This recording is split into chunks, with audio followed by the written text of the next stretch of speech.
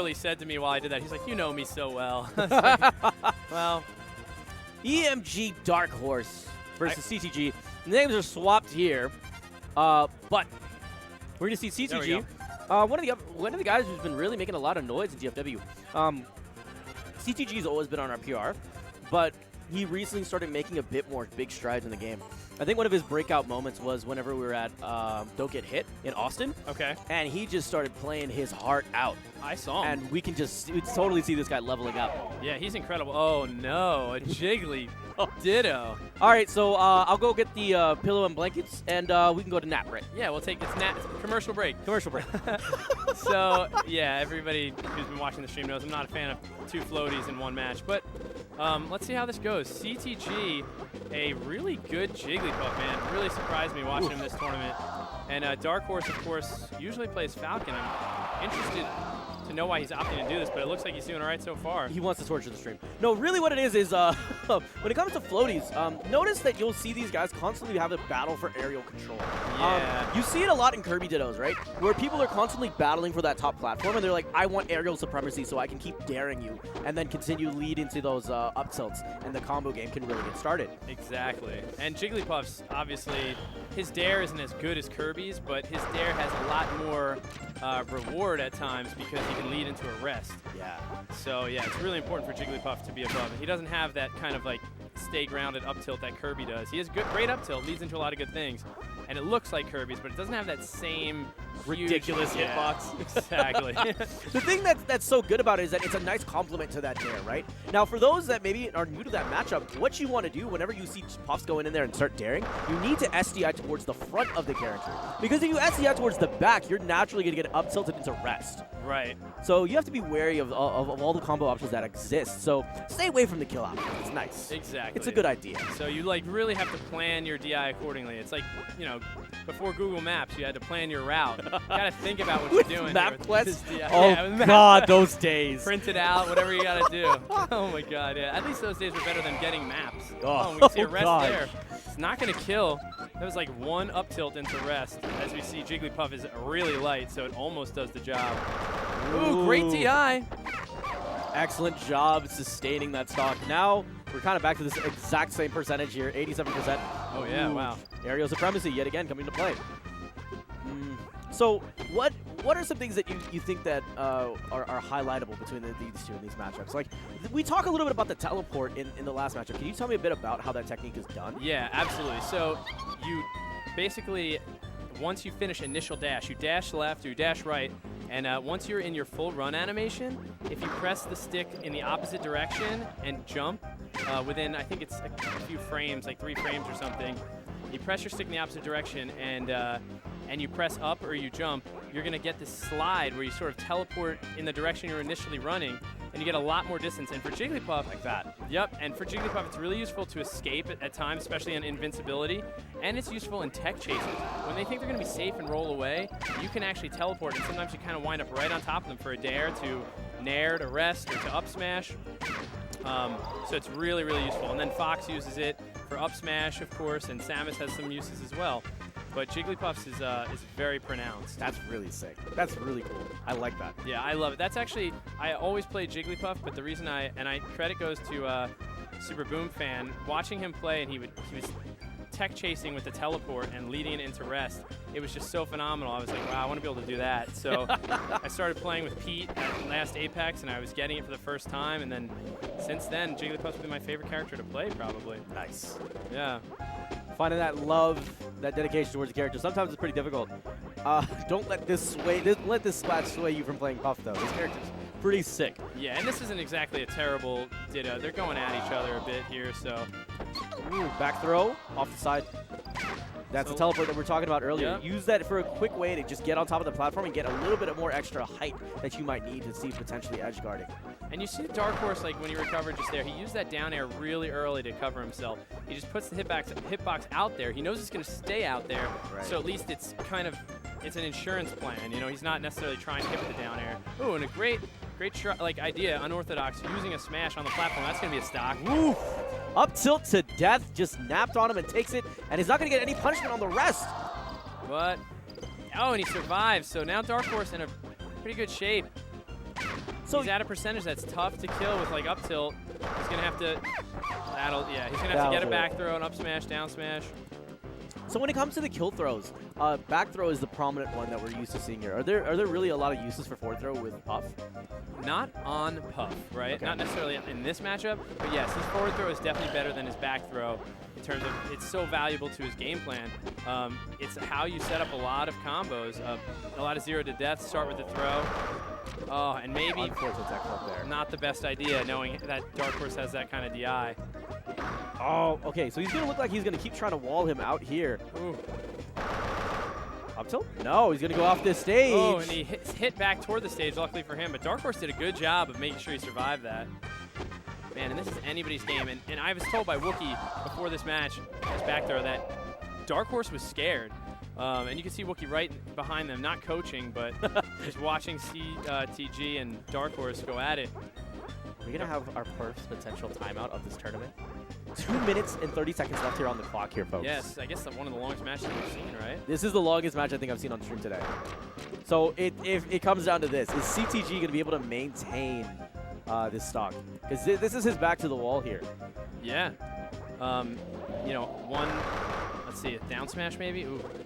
What are some things that he needs to be aware of right now from Darkhorse? Because it feels like the most prominent thing is like a build percentage. Because he's in that mentality where I still have an extra stock here. I can build extra credit if need be. You know, I don't know that he is, and I'll tell you why. And kill percentage with Jigglypuff is 0 to any percentage because it's so easy to finish Jigglypuff with another Jigglypuff. One down air, one up tilt, and a rest should do it. Maybe 2 up tilts, but down air, up tilt, rest does it, and that's at 0%. So this could be. Ooh, nearly had it. That downward DI really saved Darkhorse's life. If he gets down aired here, that could be trouble. CTG has a high ground, and Darkhorse is throwing in aerials. If CTG does this, he's managed to make a great comeback here against Darkhorse. This could be it. No. Darkhorse shields it. Darkhorse is alive. He tried the tech chase immediately right after with that grab. No such conversion. CTG holding onto the stage. Darkhorse finding the doing whatever he can to keep Darkhorse away, and he takes the first game. I think we're going to see Darkhorse switch here. I don't think he's going to go, see how quickly he moves over to Falcon. He's like, I don't want to do that again. Yeah, I'm sure that was exhausting for both them. Oh my gosh. One of the things you saw there was maybe at 0%, I'd like to see how far Jigglypuff goes on the up throw, or the forward throw rather, but there's really probably never a good time to forward throw Jigglypuff. But watch, if CTG gets throws right now on Captain Falcon, you bet he's going to up throw and try to start a combo, or forward throw. Yeah. We're used to melee here. Not me. I don't know why I'm saying up throw. So there you go. You see it, and then Darkhorse is going to tech. He doesn't necessarily get the follow-up on that. Darkhorse has some good DI, and that's really important against Jigglypuff. If you can neutralize that down air, it's huge. You know, for CTG at least, I can speak to this, is that he definitely understands this matchup. He plays Falcon, but he also has a lot of people he can train against. Whether it's JV, whether it's Zero, we're not in any short supply of Falcons. Ooh, nice pivot forward smash right there. Gosh. So he takes the lead by a stock right now. Obviously, a Jigglypuff has a lot of upside if he can land a hit, which he will. Oh, the tech chase. Oh, and he was in the right position, though. If he honestly was a little bit closer and caught him with a fatter hitbox there, he could have then comboed into up tilt, couldn't he? That the DI on that down air is probably going to save Darkhorse there. When he rolls all the way to the left side of the top platform, right? So CTG chooses to use a down air, which might work on a lot of people if you get that pop-up on the last hitbox. But good players are going to DI out of it, so there may be a safer option. Maybe an up air leads into rest a lot of the time, too. So if you know they're going to be on the left side, nice back there, you got to land an up air, or maybe even, I know it's flashy and tough, but maybe even just a rest right out of just going raw. Tech chase. Yeah, and that's a really high-level play. That's really tough and really risky, but Darkhorse now maintaining a one-stock lead here. Whoa. He nearly went for that up air that you were talking about. Granted, he didn't have the platform to really assist him there. Oh, there's the back throw. Takes him off the edge. Is he going to go for the edge guard here? That's going to be a good edge guard. He's going to do it again? No, he needed to down smash. That forward smash is really tough to hit the Doug Hug. The Doug Hug often beats it. Yeah, I love that. It often beats out Jigglypuff's forward smash because it comes out slow, and he moves forward to actually do that forward smash. Right. So he puts himself right in position to get touched by that hitbox. Oh, great conversion out of neutral. Gets that grab back throw to finish him off here. CTG kind of putting himself in a similar position as last game, where he was a couple stocks down. Let's see if he can make some sort of conversions here. Darkhorse, great conversions, uses the double jump a bit early and then doesn't get the extra off of it. Interesting. Good tech. We'll see sometimes where Falcons just love to finish off with those down airs, put them in tech chase scenarios and see if they can extend the combos again from that angle. You saw that edge guarding scenario again. CTG, I think, went for the forwards, but he's very good off the edge in those situations. But on the stage, he probably is better off with a down smash. The hitbox stays out longer, and it goes really far, and Jigglypuff doesn't have to overextend his own hurt boxes. Yeah. So Dark with a real good chance to tie this set up with 3 stocks. Sharking? No, he doesn't shark at all. Instead, he just goes for the dare. Didn't think he got the full hop that he wanted initially. Regrab situation. There it is. Raw rest. And that's all he needed. He didn't need to use another aerial. He just needed to go up there. Oh, and this is a problematic spot. Needs to land. Get some jumps back. That's Wow. great. This could be it. He's up tilt. That's it. Rest. Wow, another one. And All exactly like you've been talking about, Jimmy Joe, it can honestly be 0 to death real So quick off, right off that forward throw. So let's see if he can convert another one. If Darkhorse can hold and bring this to game 3. Darkhorse has got to be careful. He's got to avoid those down airs. And if he does get hit, he's got to DI. Holy crap. This is going to be tricky. Ooh, and he slips off the ledge. Darkhorse just follows with that nair. Oh, and a great, that's it. No, he's got somehow, by some miracle, he's still holding on here. 90% the back air is going to be enough to take him, and that's going to be a game apiece. Yeah, we see in the background, we see Stud Still and some of those other Baltimore guys cheering and going nuts. See Smash Jesus, see Zed's back there, Knackle, Z-Rex, JV. Yeah. You got Boom Fan on CTG's right. I think he's actually playing now. But some real This good is players just to in give the you an shot. idea of the amount of talent that showed up for this. Absolutely. Like, Oh, they're we're gonna so redo spoiled. Okay, so we're getting into this next one. The same matchup as last time. But, man, CTG was someone who's just behind. He's been playing from behind, and then all of a sudden just shotgun stalks down and manages to close the gap very quickly. I wonder if we're going to be able to see him maybe change that up this time and adapt a little bit better. He's not going to make it back from this. He doesn't have any jumps. Enough jumps anyway, and all he needed was that edge guard. But Darkhorse played that stock really well. He just managed to avoid those down airs, and at the end he pivots away, avoids another aerial, and does that F smash. Up throw, up air. Yeah. He might have to edge guard, but I think he'll wake up in time. Oh, just short. That's exactly what you need as Jigglypuff. You like to get those rests where they try to survive, or basically they're alive long enough for you to wake up. Dreamland's a small stage, and characters often recover and are invincible and come hit you while you're still asleep. Right. So that was a really nice use of the rest by CTG there. Whoa, gosh, this is so scary. Just got to drop through and follow up. He meant to drop through. I think that was a tech error. Oh. Well, he's going for the back throw situation. Whoa, gets caught by the Doug Hug. Darkhorse did a good job of dipping below that nair that CTG put out there and managed to land that Doug Hug. Ooh, he tried to see if he could jump out of shield, maybe go for a back air, but getting punished there with that meaty up air. Yeah, maybe should have stayed in shield.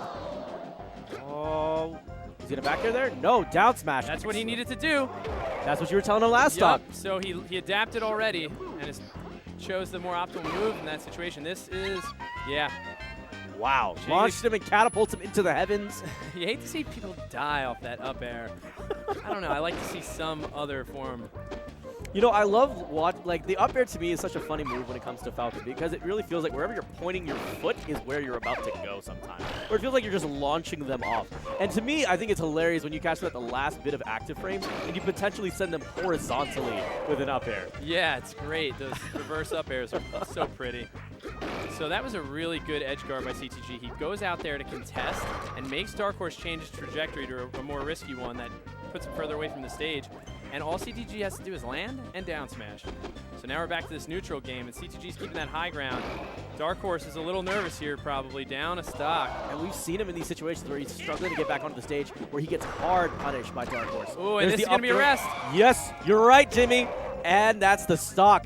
And now we're seeing the opposite position. Wow, and he doesn't get punished. He wakes up. Oh my goodness. CTG now, finally, for the first time in this set, maintaining a stock lead. Dare, no up tilt. He extended, but he was going to dash away and get the regrab. If he got a regrab, that was probably the set, the way he's been playing. And this, ooh, and he opts for a back throw. Very surprised. Oh, he's still living here. And no grab. Goodness. They're both feeling it on neutral. CTG getting punished here. Darkhorse is going to be looking for that up air. I don't think that was a good move from Darkhorse to run in for that up smash. I think he could have done another forward air. He should have tried to combo Jigglypuff off the stage. Now they're back to neutral. He did it again. Yeah, this is a percentage that's not really your best move choice. It leaves you vulnerable too. If he misses that up air, he's toast.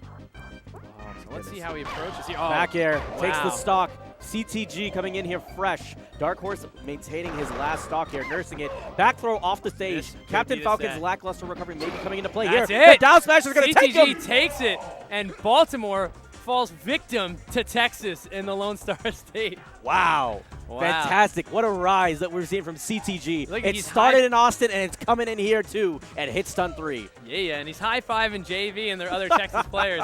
You guys are stoked right now. I love it.